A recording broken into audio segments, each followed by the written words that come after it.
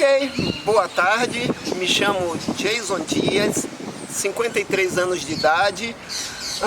Comecei a pedalar com 8 anos de idade e com aproximadamente 21 anos eu decidi que queria usar a bicicleta como meio de transporte. Simplesmente, primeiro pelo fato de não gostar do trivial, nunca me atraiu muito, e depois também com uma forma mais independente de locomoção, de viagem e de outras realizações também, de conhecer lugares com uma, digamos assim, uma ótica, desde uma ótica diferente.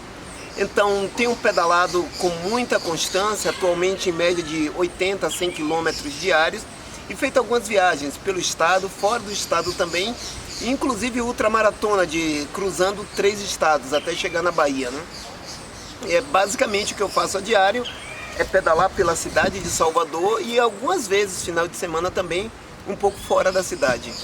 Sou instrutor de trânsito, ou seja, eu oriento as pessoas a se locomoverem dentro da cidade, seguindo as regras de trânsito e utilizando-se de direção defensiva. Você falou que é instrutor de bike. Bicicleta, exatamente. E você aonde é que você reúne o grupo? Me fale mais um pouco sobre seu trabalho de instrutor. Pronto, eu geralmente faço isso de forma individual, porque com grupo, volume grande de pessoas, temos a estrutura das ruas, que não é muito favorável para correlações, apesar de que sempre algumas vezes eu faço mesa redonda ou encontro com amigos e passo algumas orientações de primeiros, digamos assim, primeiros socorros mecânicos, de viagem, de como utilizar a bicicleta, de como escolher uma bicicleta adequada, mas no geral, meu atendimento diário é sempre individual, porque eu lido com diferentes pessoas, com diferentes perspectivas, projeções ou necessidades. Por exemplo, uma pessoa que quer começar do zero, aprender a pedalar, já idade adulta, e também pessoas que simplesmente querem adquirir um condicionamento físico ou simplesmente querem se preparar para fazer um cicloturismo na Europa, por exemplo. Então, às vezes me procuram, me passam o programa com altimetria e eu faço um treino baseado na necessidade em si de preparação que ela vai ter que encarar num determinado percurso. Que ótimo. Então você tem públicos, clientes específicos, sim, não é? Clientes que desejam fazer viagens para fora do Brasil, para outros estados, e também ciclistas iniciantes que querem pedalar dentro de Salvador? Exatamente. Atendo a diário todos esses perfis, às vezes num único dia. Você me falou, Jason, que começou muito jovem. Me fale do início da sua... Pronto, eu comecei a pedalar como naquela época a bicicleta, há 45 anos atrás, era algo até meio raro, né? Na rua em que eu morava, com a extensão de 400 metros aproximadamente, éramos talvez 80 crianças e só tinha 1 ou 2 bicicletas. Então quando um colega dizia, eu vou deixar você dar uma volta, sério, era uma festa muito grande. E como é uma ladeira com certo declive, então era ladeira abaixo, olha para frente e pedala, não havia maiores orientações, claro. Eu me vangloriava que eu aprendi a pedalar e nunca havia caído. Minha primeira queda foi aos 35 anos de idade. A partir daí eu gostei, comecei a cair com certa constância. Muitos colegas caíram, se machucaram, infelizmente nunca tinha caído, mas eu vi na bicicleta, até pelo meu estilo pessoal de vida, que era algo que se encaixava perfeitamente comigo. Com a questão da independência da locomoção, com a questão também da versatilidade, e comecei a descobrir muito cedo, já com 14 anos, quando eu fui para a Ilha de Itaparica a primeira vez de bicicleta, então eu descobri que eu poderia ir muito além do que as pessoas iam, de uma forma independente, sem ter que estar dependente de todo aquele sistema de transporte no geral, ou de filas, e me senti muito bem ao fazer isso. Aí com 14 anos eu descobri isso, e aí pronto, eu não consegui mais parar. E olha que já me colocaram amarras de navio, mas mesmo assim eu não consegui parar não. Me conte da sua experiência. Você me falou que já morou fora do Brasil. Sim. Qual foi o país que você morou? Você, quando estava fora do Brasil, você pedalava? Como é que era a sua rotina lá de ciclista? Pronto, eu morei especificamente na Argentina. Morei 8 anos lá, meu filho nasceu. Não pedalava com a mesma constância que eu estou pedalando aqui atualmente, até porque eu tinha outras atribuições, morava distante um pouco de Buenos Aires, então tinha que me locomover com uma certa frequência e um lapso de tempo curto. Então eu tive moto lá, ou então digamos assim, me locomovia de trem, mas usava bastante a bicicleta, sim. E uma experiência muito, mas muito boa, na verdade muito enriquecedora. Algumas vezes as pessoas perguntam, mas não é perigoso andar de bicicleta? Eu digo, sim, perigoso viver. Mas usando-se de direção defensiva, seguindo as regras de trânsito, é muito improvável que te aconteça algo. Para que você tenha uma ideia, mais ou menos, há 32 anos eu adotei oficialmente a bicicleta como meio de transporte, apesar de ter tido outros veículos e ter moto atualmente. Mas basicamente utilizo a bicicleta. Só me envolvi em 4 acidentes. 2 foram por descuido meu, reconheço. Levei um pequeno tombo, escoriações, e 2 foram provocados por motoristas fora do seu estado psicológico normal, digamos assim, à base de entorpecente e de forma irresponsável. Mesmo assim, foram coisas muito pequenas. Quando algumas pessoas vêm e me perguntam, mas é muito perigoso, eu conheço uma pessoa que se acidentou e esteve gravemente ferida, eu digo, sim, é perigoso. Quantas pessoas você conhece que já se acidentaram com um veículo automotor? Ah, várias. Nem por isso você deixou de andar de veículo automotor. Então, a desculpa para não usar a bicicleta com medo de algo acontecer é uma desculpa um pouco vazia, não algo bem fundamentado. Por exemplo, eu faço parte de um grupo, o Bike Anjo, que em 2015 fizemos um levantamento em Salvador da quantidade de locomoções diárias e de quantas bicicletas eram, digamos, furtadas e roubadas. Naquele momento eram deslocamentos diários entre pessoas que usam como meio de transporte, que usam como lazer, como treino, etc. 4.000 deslocamentos diários em Salvador, há 6 anos atrás. Quantos anos? Há 6 anos atrás. Tendo em conta que agora, na pandemia, digamos assim, o fluxo de ciclistas aumentou em 180%. Mas naquele momento era bem menor, eram 4.000 deslocamentos diário. Porém, os furtos e roubos, que são um pouco diferentes, né, somavam aproximadamente 12 por mês, sendo que 75% eram em garagens de condomínio, ou seja, eram furtos que eram na ausência do proprietário. Então não entrava nem para estatística, porque era um volume muito pequeno se comparado à quantidade de deslocamentos. Então quando as pessoas me perguntam sobre a questão da possibilidade de ser roubado ou ser furtado, eu digo, eu sei que é real. É muito mais provável que você tenha um celular roubado ou furtado do que uma bicicleta.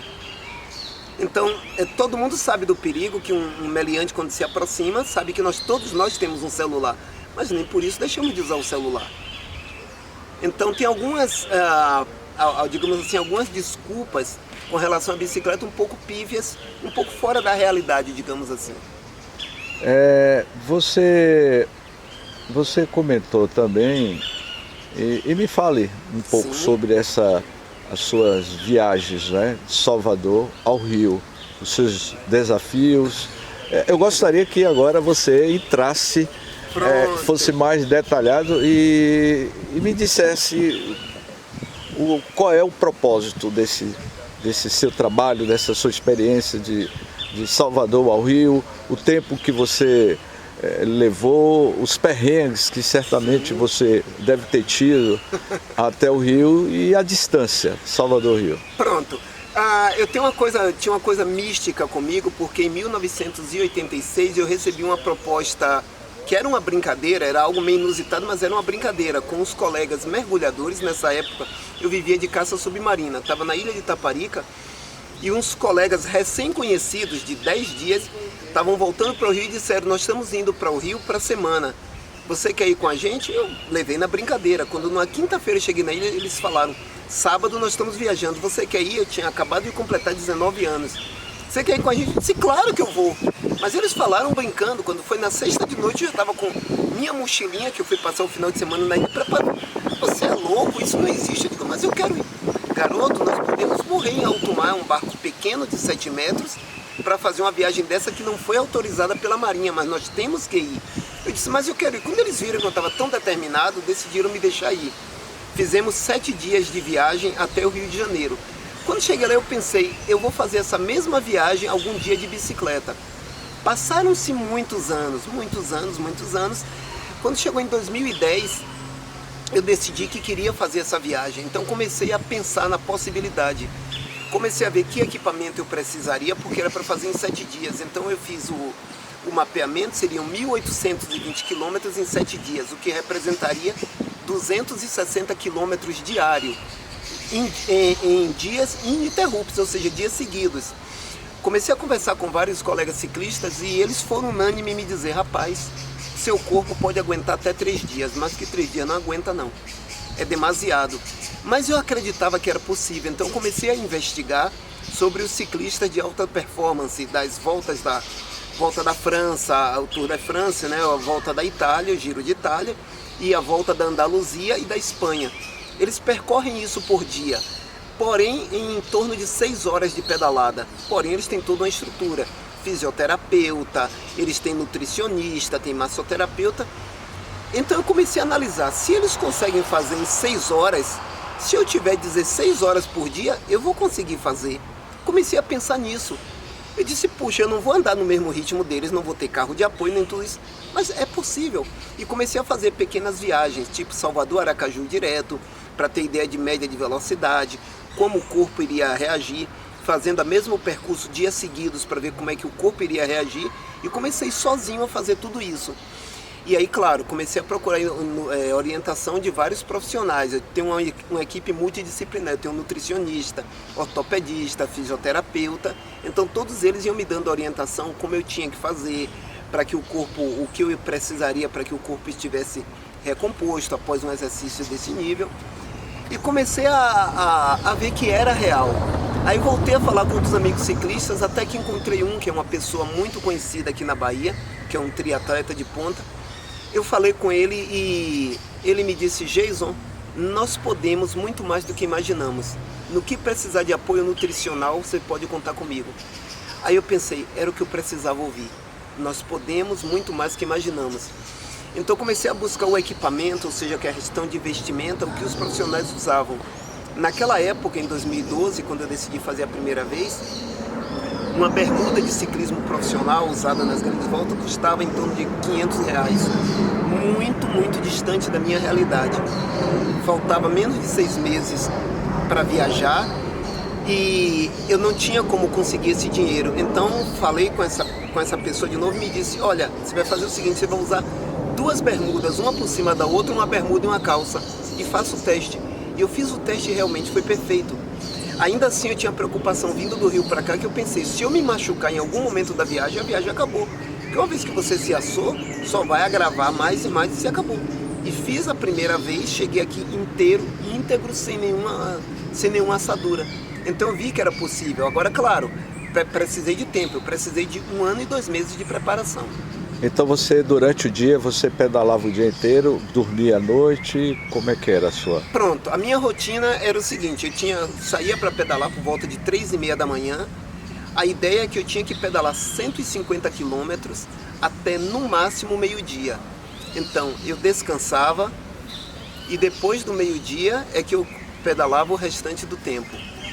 Quando chegava a noite, então normalmente eu só levava a roupa do corpo.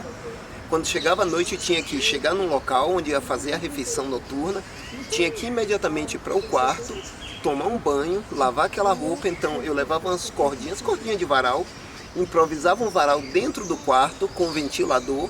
Então no outro dia, se a roupa não tivesse completamente seca, estava levemente úmida, então eu tinha roupa para vestir no outro dia. E assim minimizei muito a bagagem.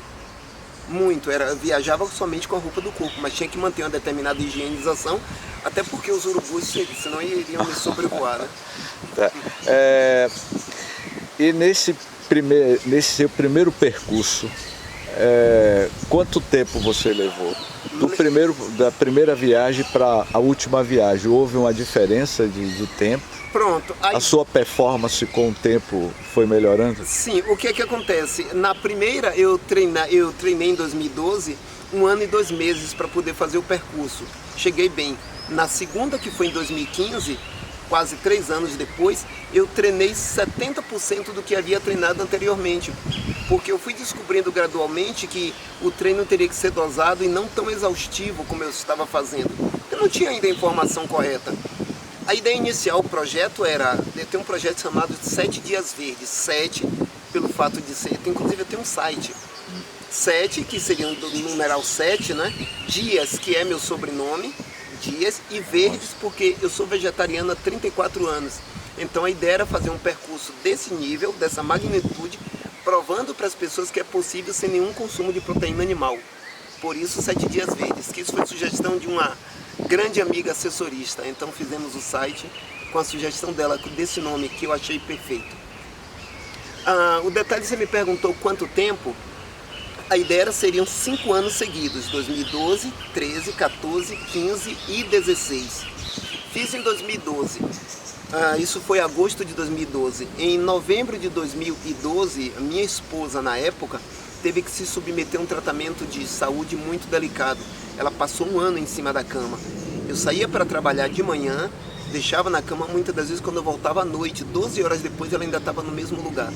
Então eu tinha que preparar minha refeição, a dela também, deixar tudo do lado da cama, para que ela, às vezes ela não conseguia, não tinha força nem para sair para ir ao sanitário. Então foi um ano de tratamento, 1 ano e 2 meses. Então 2013 eu não pude fazer, 2014 ela estava terminando o tratamento, aí eu voltei a treinar e fiz 2015. Quando eu estava voltando em 2015 na estrada, então a cabeça fica dando volta, pensando qual o próximo desafio. E eu pensei, ainda me faltam 3 edições, mas eu pensei, eu tenho um projeto muito importante na minha vida, que é o projeto da minha vida, agora é o momento de pensar nele. E aí decidi que eu estava encerrando ali, digamos, essas longas distâncias num lapso de tempo muito curto. Pretendo ainda fazer, sim, distâncias maiores, mas não digamos assim, em ritmo de ultramaratona. Pretendo fazer em um ritmo, digamos, mais normal. Talvez 150 km diário, talvez 200, mas 250 já é. É pesado porque eu fiz alguns testes ultimamente e o corpo, devido a alguns anos a mais, o corpo leva muito mais tempo para se recuperar. Eu antes trabalhava a semana toda, sábado de tarde, após meio-dia eu pegava Salvador-Aracaju direto, 14 a 18 horas de pedal, chegava lá, pegava o ônibus, muitas das vezes de noite chegava aqui segunda de manhã, trabalhar e trabalhava a semana toda normal. Hoje em dia não, eu faço isso e o corpo leva uma semana extremamente cansado.